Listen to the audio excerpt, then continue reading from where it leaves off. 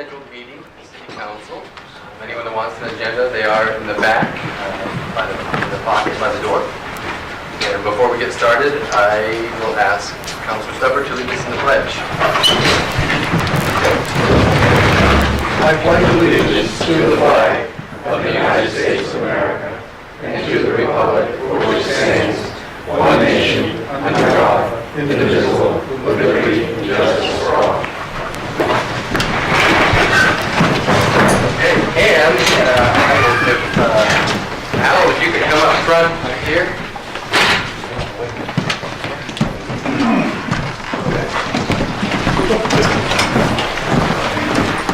Thank you for coming.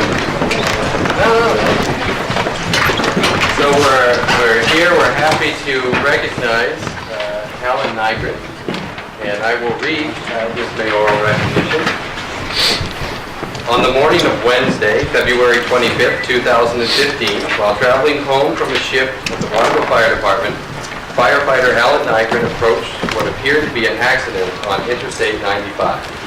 Visibility was limited due to heavy snowfall, but as he neared the scene, he recognized the accident. It was a massive chain reaction crash, ultimately involving 75 vehicles. The accident has been noted as possibly the largest such collision in Maine's history. Firefighter Nygren, an experienced firefighter and emergency medical technician, safely parked his vehicle and went to work assisting the motorists involved in the collision. He used his training to determine those in imminent peril, climbing over vehicles and even walking from hood to hood. Nygren called 911 to request ambulances, directing them to those in need of immediate assistance first. Over the course of the morning, he called for 7 ambulances while continuing with triage and providing aid to those injured. Whereas firefighter Alan Nygren put his own life at risk and acted in a selfless and professional manner to provide for the emergency medical care of many injured and trapped motorists. And whereas it is appropriate that the City of Waterville recognize the value of employees such as firefighter Nygren, who truly go above and beyond the call of duty, now therefore I, Mayor Nick Isbro, on behalf of the City Council and the residents of Waterville, do hereby recognize firefighter Alan Nygren for his heroic actions in rendering aid to others in the midst of such a large-scale crisis. Thank you very much.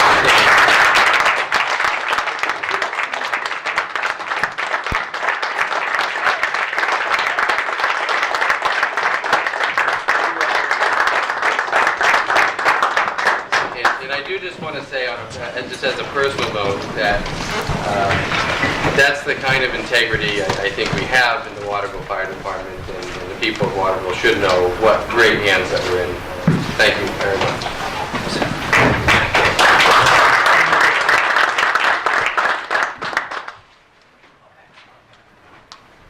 Next up on the agenda is community notes.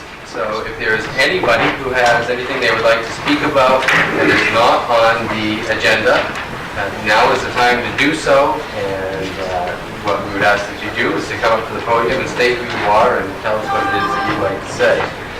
Anybody for community notes? Karen? I just want to say that, kind of piggybacking off the fire department, what a wonderful job they did on the Fair Street fire. They were extremely professional, along with the police department. And the ambulance, everyone that was involved. They did an excellent job, and many thanks to you for the professionalism that you always show. Thank you very, very much.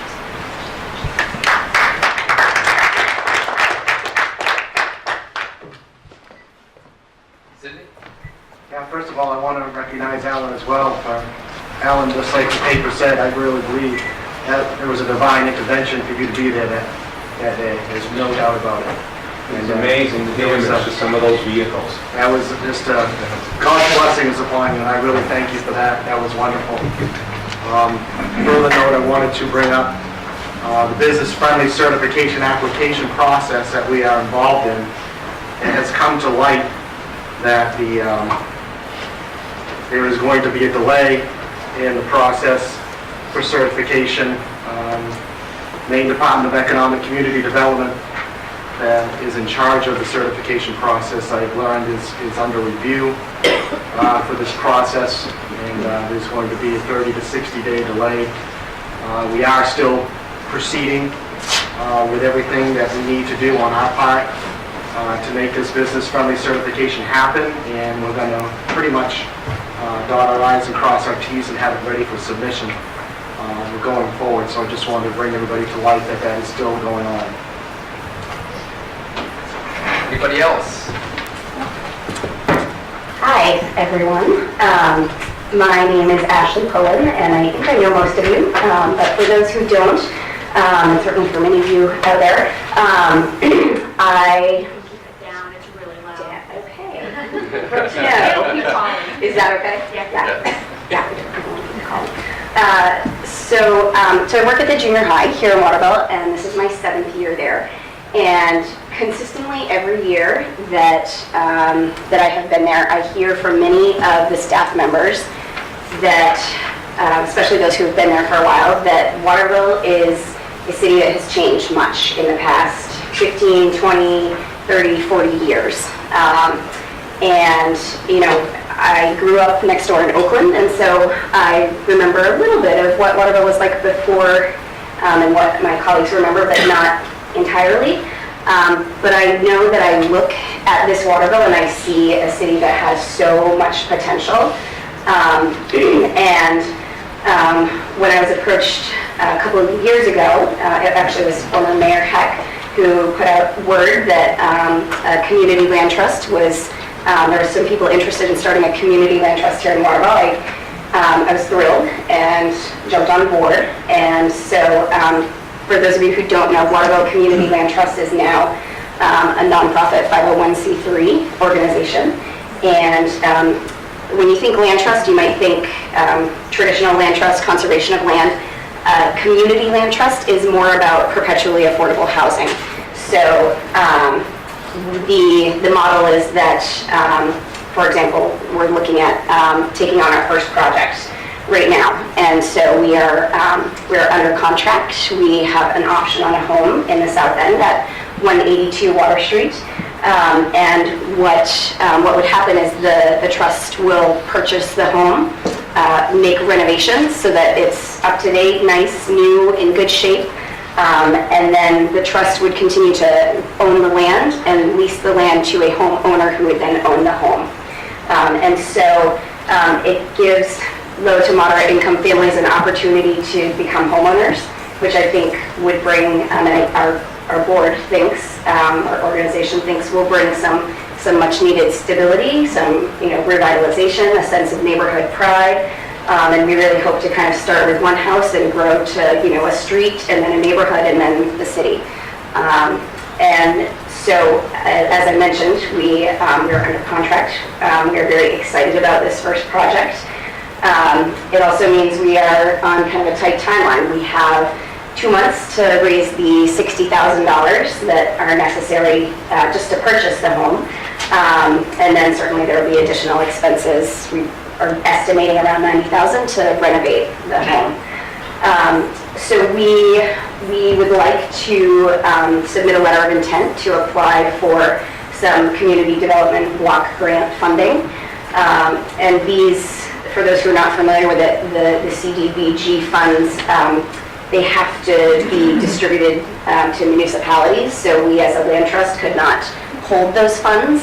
So a letter of intent would need to be signed by, I believe the requirement is not even, I don't think the mayor's, as much as you're, I went to school with Nick, so as great as you are, Nick, I think it would have to be Mike's signature on it. But so we would love very much the opportunity to be able to apply for these funds. Certainly it's the first step. We've spoken with Deb Johnson, who administers these grants at the state. And the first step is to submit a letter of intent, and then, we may or may not be invited to apply for the full grant, but we've been told that the state is kind of looking favorably on approaches like the community land trust model. We've done some background work. We have talked to potential rehab techs and administrative technicians who would help us out if we were to receive such a grant. I know one thing that's sometimes a concern with large grants is the match requirement. And we are certainly pursuing other avenues in terms of private donations, fundraising events, and also in-kind partnerships with local vendors and things of that nature to be able to secure the match necessary for those funds. With that said, I certainly, I sent around my business card. I think hopefully made it all the way down. Fred, if you kept one, then that means, I don't know if there were enough. Did everybody get one all the way to the end of the text? And I can get you one too. We need two more. To me in the Yeah. end. Okay.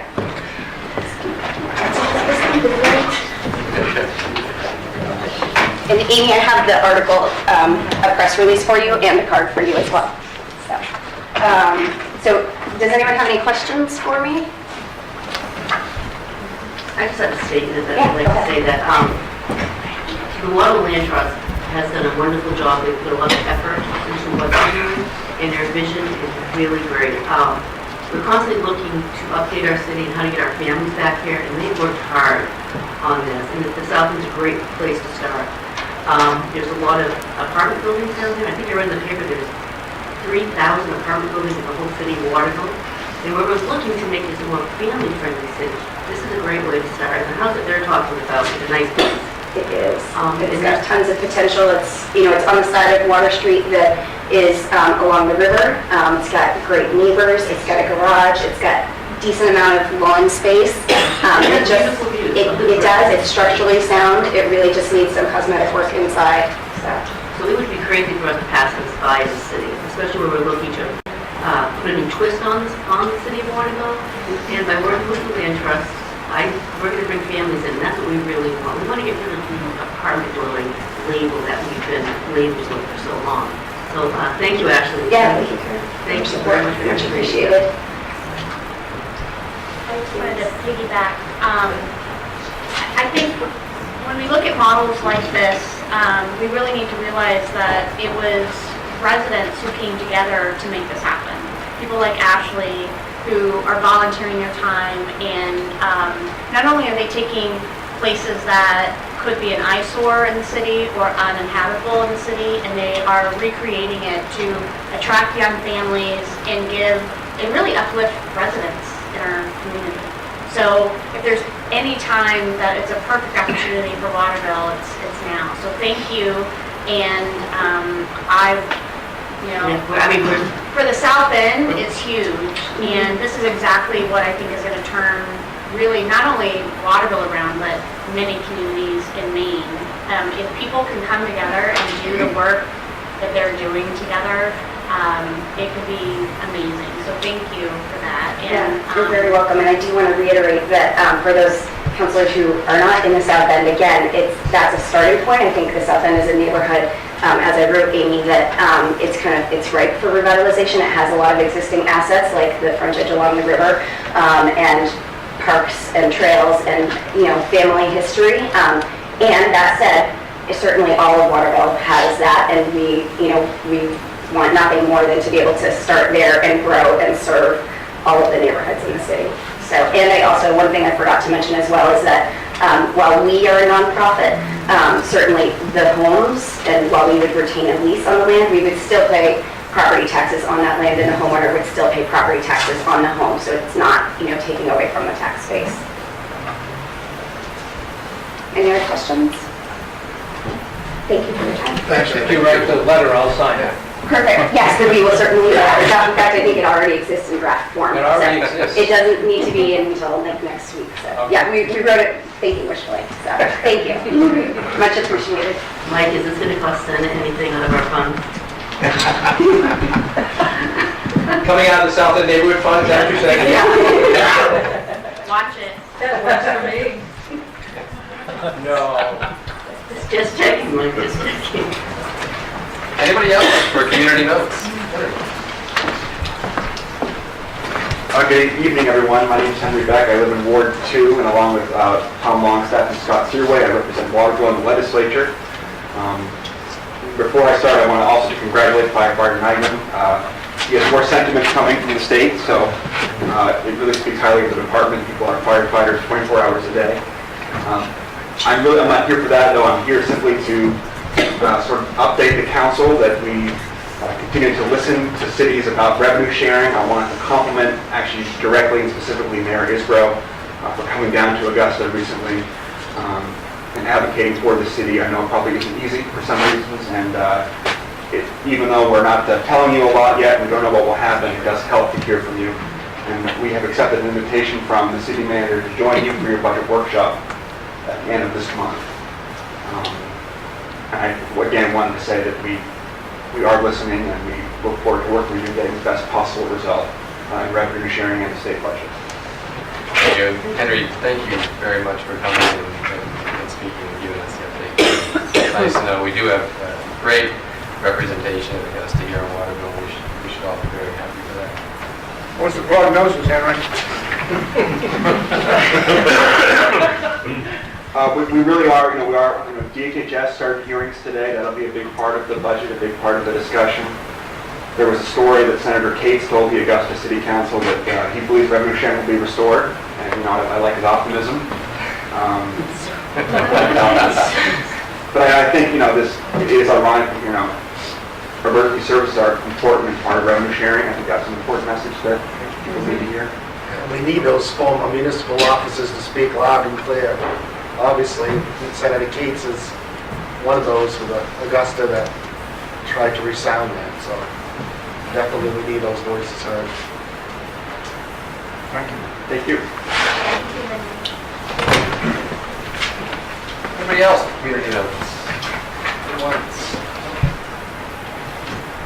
Okay, next up, the approval of the consent agenda. Is there a motion to pass the consent agenda? Move to adopt. Second. Discussion? Vote. All those in favor? Vote. Next, unfinished business, order 292015. Read by title only, yes. All in favor? An order providing for a designation of natural gas municipal development and tax increment financing district and adoption of related development programs. Move to adopt. Second. All in favor? Third and final reading by title only, please. Second. Those in favor? An order providing for a designation of natural gas municipal development and tax increment financing district and adoption of related development programs. Move to adopt. Second. Discussion? All in favor? No? All right, roll call. Counselor Stubber? Yes. Counselor White? Yes. Counselor Winslow? Yes. Counselor Mayhew? Yes. Counselor O'Donnell? Yes. Counselor Boucher? Yes. Counselor Raincourt Thomas? Yes. Vote is 7 in favor and 0 opposed. On to new business, resolution 312015. A resolution providing for authorization to purchase Airport 100 low-lead self-service fuel system. Be it resolved by the City Council of the City of Waterville acting as municipal officers as follows, that the city manager be authorized to advertise for bids on an Airport 100 low-lead self-service fuel system in an amount not to exceed $19,173, with said funds coming from the 2013 general obligation bond. Be it further resolved that the city manager is authorized to purchase this from the lowest bidder in accordance with the city's purchasing ordinance. Move to adopt. Second. Mike? Well, one of the most important things is that these funds are the remaining funds from the 2013 bond issue. The library had, I think in that bond issue, a total of 150,000 total? 145 for a number of different things. These funds are the remaining amount from that original 145. The self-serve feature at the airport, I think, would be very, very critical. And of course, Randy, our airport manager, can explain that a lot better to you. And remember, we sell two types of fuel at the airport, jet fuel and 100 low lead. It's for much smaller planes, basically one prop or two prop planes. And whenever a plane needs to be fueled, we do it. Yes, we do. This would be quite a labor-saving feature, and I think would help an awful lot in terms of collection of revenue from the sale of fuel, because right now it's I can't say haphazard, but somebody can play with credit cards, somebody can play with cash, and it's doing it this way is going to certainly make our accounting easier. We collect all the money anyway. This will certainly be a lot easier from an accounting point of view and a labor point of view too. And I'll try and answer any questions, or Randy can help. Will also be quite an attraction for new customers. Well, Randy has mentioned that to me, and he can talk to that when we're not there and someone lands, how they get fuel. Didn't we have a problem with self-serve a few years ago, Mike? Have a Problem with self-serve down there a few years ago? It wasn't a system. Yeah, that's the kind of self-serve we don't want to have. Yeah. This is a secure system. Randy, do we have many people who will insist on paying cash? There's actually a way for us with and we're in a process right now of designing how we're going to do this, but there's a way for us to be able to allow people to do a charge account where it's not necessarily a credit card, but it captures all of that information, and it's an automated system, so at the end of the month, we get a printout of who has what, and we bill it, which saves us a transaction fee. So typically, people who are tenants at our airfield, we would encourage to do that to save any type of transaction fee that would be associated with otherwise. Aside from that, this would be a credit card. And this system will handle both fuels? No, this system will handle only the under low-lead services that we offer, which when we start looking at the number of jet traffic, aircraft that comes through the airport versus the smaller piston-driven aircraft, such as the flight school, we spend a significant amount of our resources, our time, catering to those who are handling the under low-lead, and that is probably the smallest amount of revenue that we make. That's the area where we receive the least amount of money when it comes to the two fuels. Jet fuel is where the money's at. And you've all heard me say over and over, we're doing the best we can with the resources we have. So really, what I'm looking to do with this system is to help automate some of what we're doing, make it more simple for those who are at the airport. And as Mayor Israel said, this is also something that's going to attract people because it's going to be able to be available after hours. But not the jet fuel? But not the jet fuel. Where the jet fuel customers typically are fine with paying an after-hour service fee for us to come in, so it's paying our employees to handle the aircraft. We also make significantly more money on the jet aircraft, but we actually receive less volume or less hands-on. What do you do after hours, Randy? Do you have a phone number posted that Yep. they call to get Yep, assistance? on all of our social medias, on the door, on all of the NetJets companies, they have my cell phone number. They call me, and we either go myself or dispatch one of our guys. But this, I think, is a tremendous step or leap in the process of advancing our facility. This is just one more of those critical components that we're looking to add. For people to build hangars at the airport, which I've heard a lot of people say, well, the airport's tax exempt. Well, when people build hangars, they lease the land, and those buildings are then therefore taxed. The aircraft that they base there also taxed. So this is something that's going to encourage people to come to Waterville. And in conjunction with a brand new runway, we're hoping that is also going to really stimulate some growth at the airport. And again, this is money that we It's already it's already in. Yep. Yeah. It's already borrowed. We have it on hand. Yep. Other questions? And it certainly is a capital improvement that's going to last for quite a long time, so. Thanks, Randy. Any other discussion? All those in favor? Opposed? Mike? Manager report, 2 items, and I'll make it quick because we have a special presentation afterwards. I'm hoping next Tuesday night that all of you could make a meeting in this room. So the meeting you mentioned, I think I did tell you, is the end of the month. We're hoping with the school board is Tuesday night the 10th at 6 p.m. Here in this meeting. The charter requires us to meet with the school board before the budget is finalized, or as the budget's being finalized, to have a joint meeting. We've done it for a number of years, and so is 6 o'clock next Tuesday. We don't have to meet at 6, could be 7, but the school board has said 6 would work for them, and so if 6 o'clock is okay. Yeah. All right, and we will plan to have some light refreshments at that time. So we'll meet here at 6. You'll get some, and we'll even let the legislators have a little bit.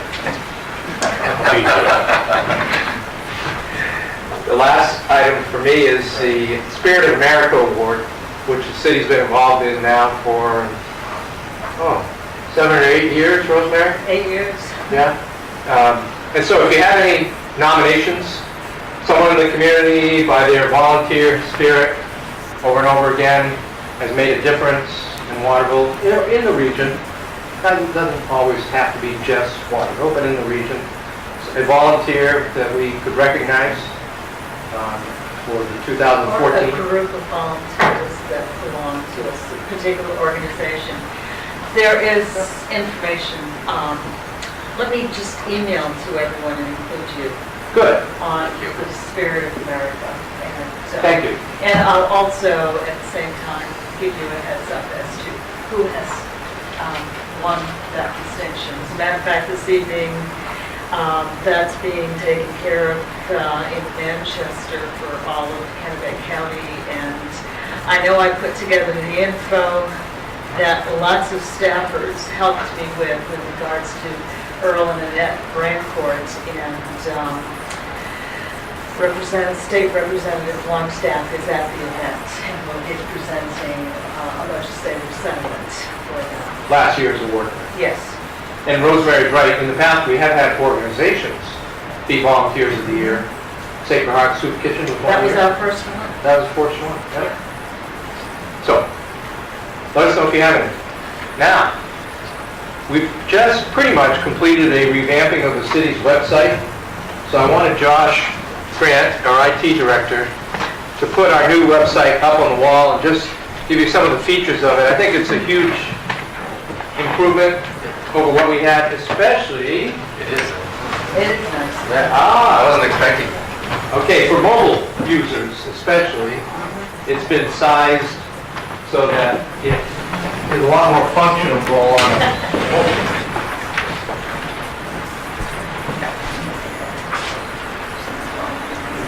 I don't want to kill your lights so much,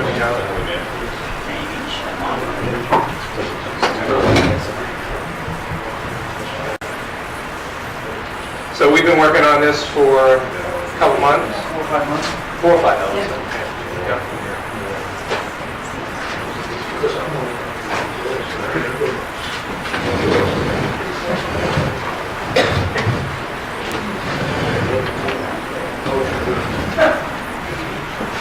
About 6 years ago, the city went through this process the first time. So it's been 6 years since the city's done anything to our website at all, other than obviously update content, post events, news, that type of thing. So we decided that it was time, with the fact that they estimate that about 25% of all internet usage is done now from a mobile device. Our old site, if you're on an iPhone or an iPad or an Android device, you constantly had to scroll and shift and move the page around on that device to even navigate the site. So we, with that in mind, with the objective to also make it much easier for our departments to post news and events and content to the site. The old system that we used was sort of a custom-built system that was really just designed for the city. So we sort of sat down 4 or 5 months ago. The city contracted with our developer that worked on our site 6 years ago, a gentleman by the name of Ben, who's a web developer at Colby's. And Robert Hernandez, who's a graphic designer here locally in Waterville, has his own graphic design business.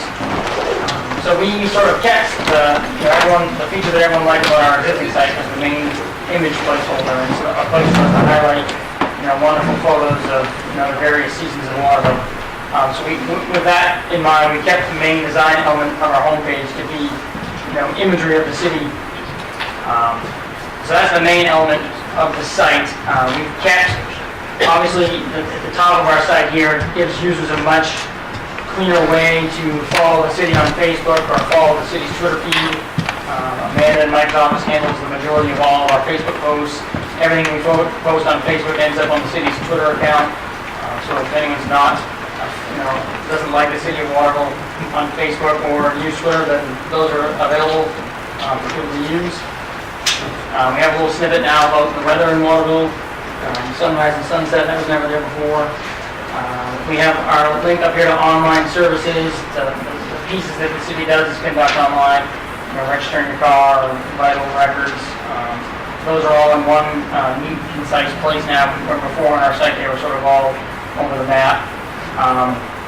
We now have this community feature in the middle of the site. The developers call it sort of the site's belt buckle. So it gives us a place to highlight an event that's going on in the community, or if we had some type of emergency that we had to highlight on our site, we can actually place a video in this place, placeholder for the first time. So obviously the one that's out there now is Winterfest, which is happening this weekend. So that gives us a nice place. We never had any really existing way on our other site to feature a certain event that was happening. That's something that we want to change weekly, not daily Absolutely. at times. Yeah, So if any of you know events going on, and you've seen something up on our site that's been there 4 or 5 days, and it's time to change it, please call us and say, hey, this thing's going on in the library. Why don't you put it there? Yeah, very easy for us to change now. Our existing homepage was very, very difficult for any staff people to make modifications to. We pretty much had to rely on a developer to make changes to our homepage. This is much easier to use, much cleaner on the back end for our staff. I think they're really going to like it. I'm actually going to train all of our staff on Friday on how to use the site, the back end of the site. So I don't know if any of you ever looked at the city calendar before on our old site. It was a constant list of events. So now this gives you a calendar view. The neat thing is you can still go to a list view if you prefer to look at the site that way. Actually, when you look at it on an old device, the resolution actually optimizes to a list view. I don't know if anyone ever really tried to look at our old site on an iPhone or whatnot, but it was terrible. So this is good. We never had anything like this before to display the information, correctly.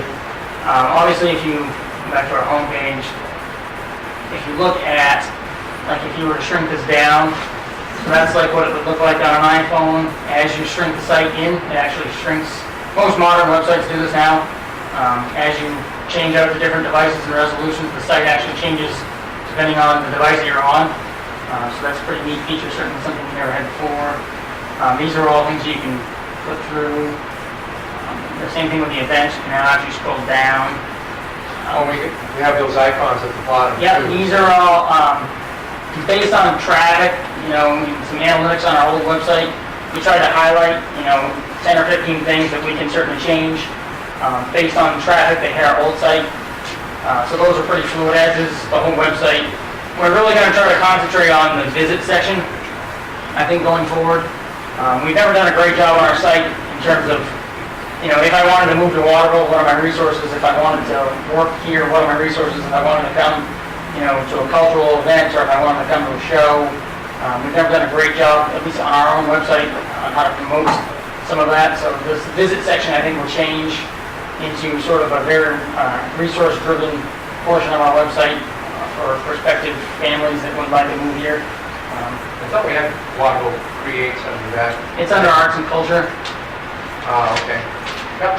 So, and most of these organizations have had their, ever since the city went through the branding process with Converge and Create, most of the other organizations sort of in town have all gone through website redesigns. And so all the fonts and the colors and the themes from this site are all, conducted and sort of blended together with that Converge and Create theme in mind, as are like the Opera House. If you look at all the other sort of cultural websites, at least in town, they're all sort of driven around that theme. You still have all the old photos there? Yeah, all the old photos, and every bit of content that was on our existing site, on our old site, has been brought over. That was quite an exhaustive process.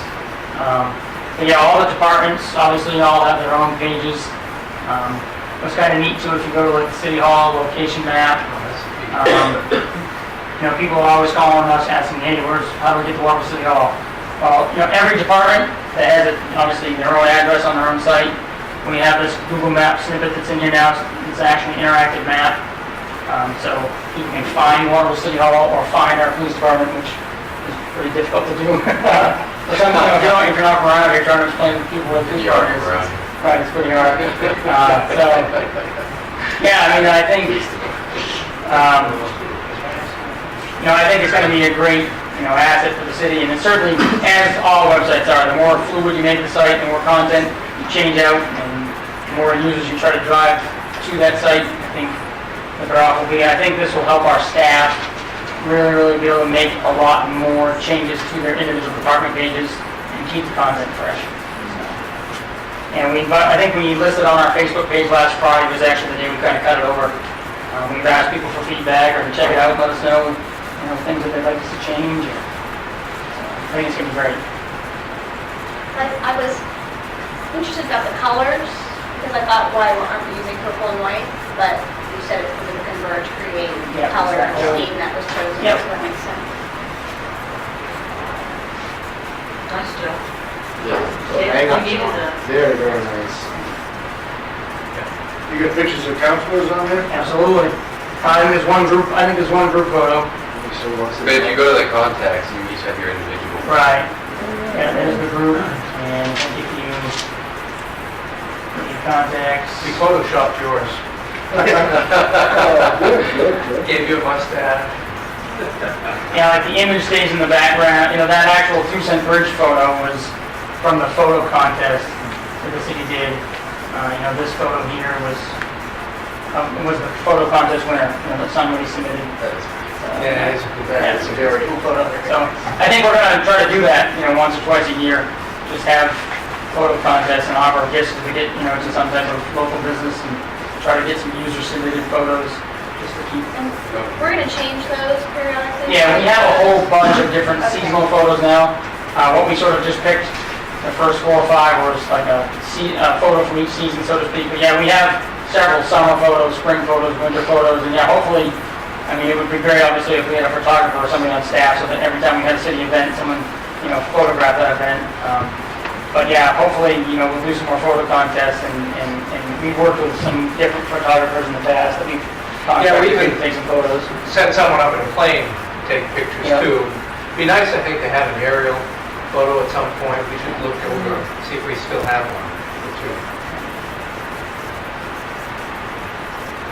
Well, thank you, because I know the city had to invest money into making this happen. So this is kind of a good step and many steps for us to market Waterville to not only the people who live here, but to new families. So yeah, certainly, if anyone has any ideas on the sort of how we, especially that visit tab, if you have any ideas, certainly run them by Mike, and we're all ears in terms of how we do a better job of getting people to want to move here and live here and work here and play here.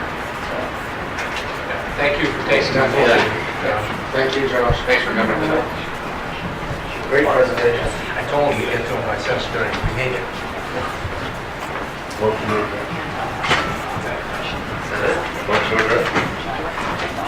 You didn't set a record. No. Is there a second? Is the motion? Second. Kevin's. You know,